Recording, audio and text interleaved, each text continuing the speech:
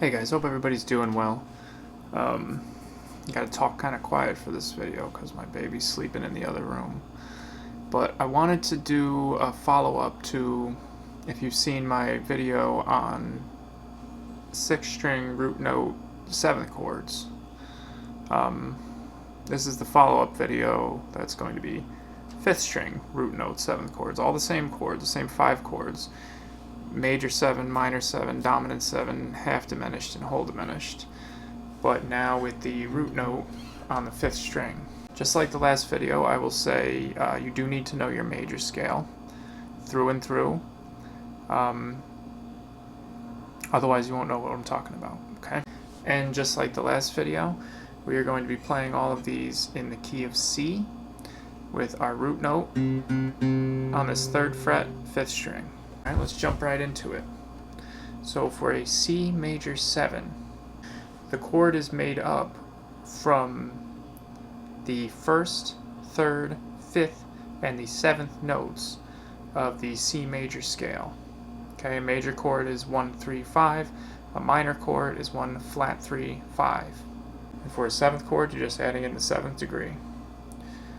Okay, so the fingering on that is going to be dud, 3, 5, 4, 5, dud. And it looks like this. If you want to play that with a bar, barring the entire 3rd fret up to the 5th string, you can mix in that high E string, and it's going to sound like this.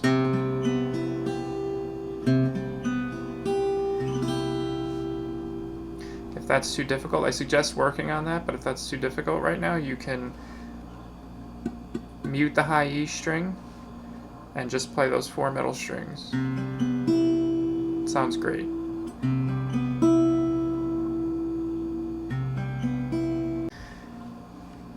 And the notes being played in this fingering are: the first finger is on the root note, the 1.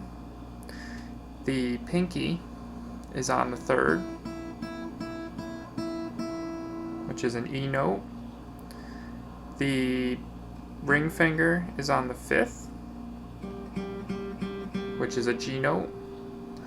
And the middle finger is on that B note, which is the 7th, the major 7.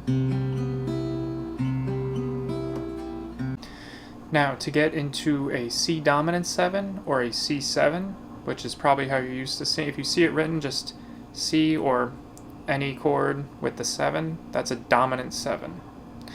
That is the 5th degree of any scale. Its function is to bring us back to the root, to add tension, to bring us back to the tonic. Okay, and that's a very bluesy sound. It's used in all forms of music, but it's, you hear that C7 and it's the blues. And the way you're going to do that is you're just flatting the 7th. If you're in the C major 7, all you need to do is flat the 7, and you get C dominant 7, or dominant 7 of any chord. There's 2 ways you can play that here. You can play, and you're probably used to doing this, you can play your normal open chord 7 chord, and you can put your pinky on that B flat.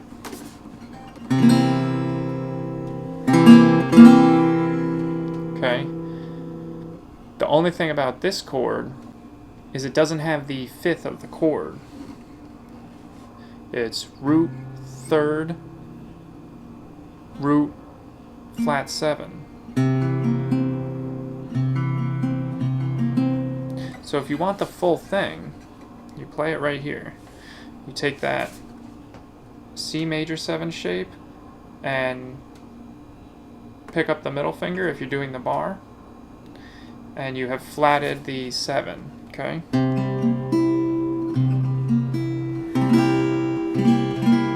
That's a C dominant 7. So now we are root 3rd, 5th, flat 7. And the fingering here is 3, 5, 3, 5, 3.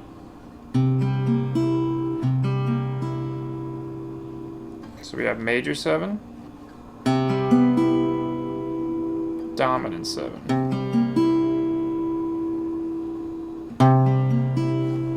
And remember that all of these chords are movable. Once again, if you know your major scale or you've studied the cage system, everything on the guitar is movable. So all of these chords, if I'm making this C major 7 and I slide it up a whole step, it's now a D major 7. Another whole step, E major 7.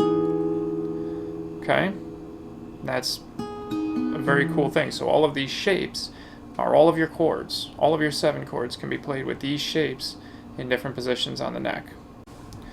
So to go from dominant 7 to minor 7, we're going to keep that barring the whole 3rd fret up to the 5th string.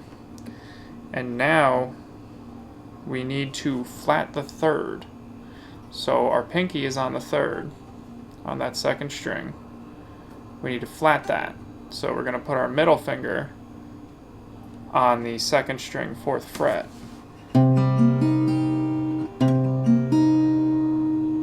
So now we are 1, flat 3, 5, flat 7.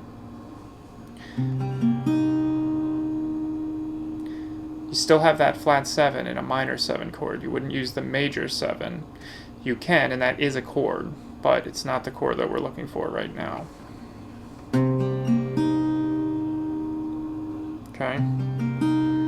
And our finger positions now are 3, 5, 3, 4, 3.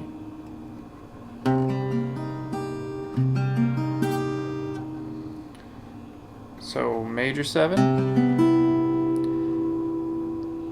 dominant 7, minor 7.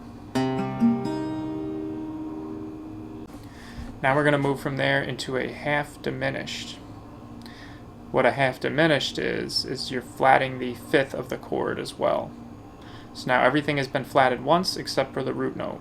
So we're 1, flat 3, flat 5, flat 7. And what that looks like is you're taking that same shape you had for the major 7 and you're sliding it all down a half a step. So it's all bunched up here right under the root.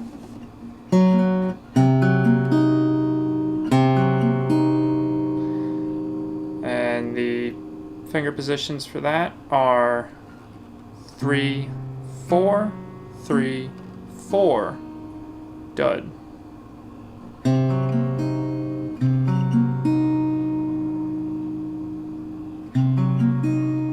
Okay, so to go from the minor 7 to the diminished sounds like this.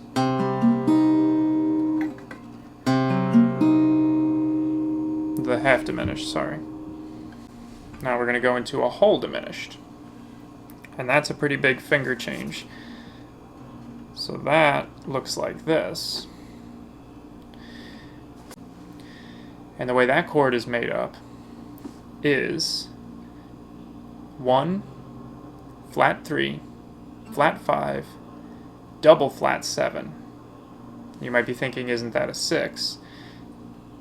It is, but for the sake of keeping these chords in order in our mind and when we're talking about them, it's either a flat flat 7 or a double flat 7, as ridiculous as that sounds. Because you've taken the major 7 down a half step to make your dominant minor 7, and your half diminished, it goes down another half step, so it's down a whole step to make a whole diminished. So root note, flat 3, flat 5, double flat 7. And the fingering for that is 3, 4, 2, 4, dud.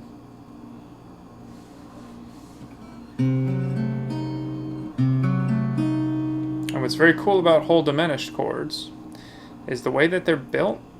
If you move them 3 frets in any direction,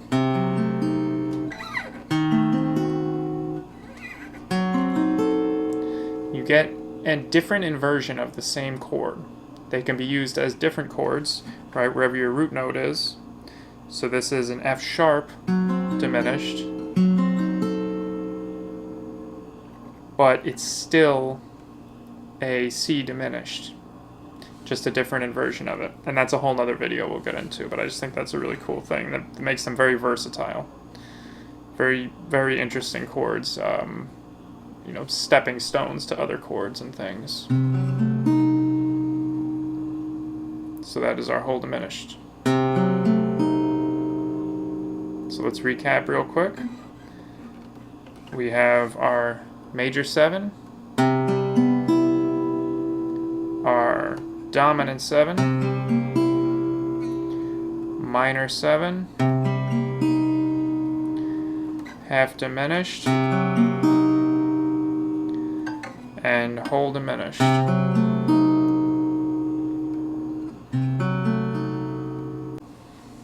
Now, when I first learned these, it was easy for me to keep them in that order in my mind because you're just moving one finger down at a time, one note down. So practice them that way if that works for you. Go descending, and then try and come back up the other way. Start with the whole diminished, into the half diminished, into the minor, the dominant, back up to the major,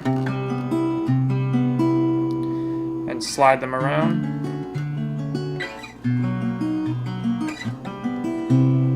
Play them in all the keys, get very comfortable with these shapes, and then start to mix them up. You know, start to make chord progressions with them. Okay, this is a 2-5-1 using fifth string root note 7th chords. Okay, in the key of D.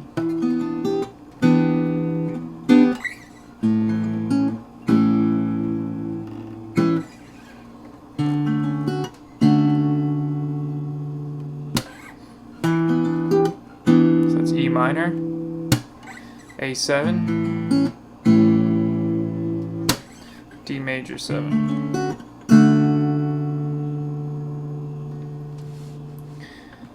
And another interesting thing is, try to remember when you're playing, all these chords can be played in open position down here.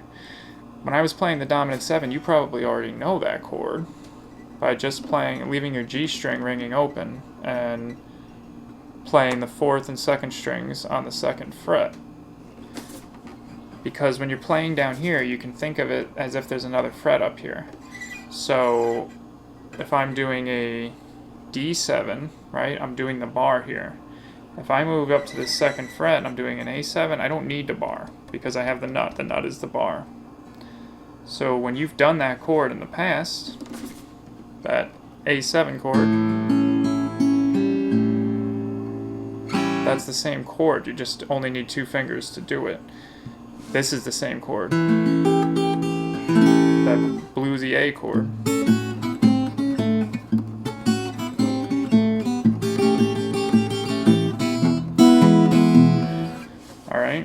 So all those things will start to click in your head when you're learning this.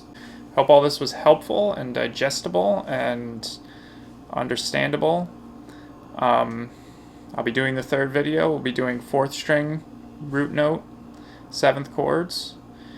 Like I said, check out the first video on the 6th string if you haven't seen that. And spend as much time as you need getting these right. If you haven't already, please consider subscribing if you like what I'm doing here. I'm trying to churn out as many of these videos as I can, get these lessons up and running.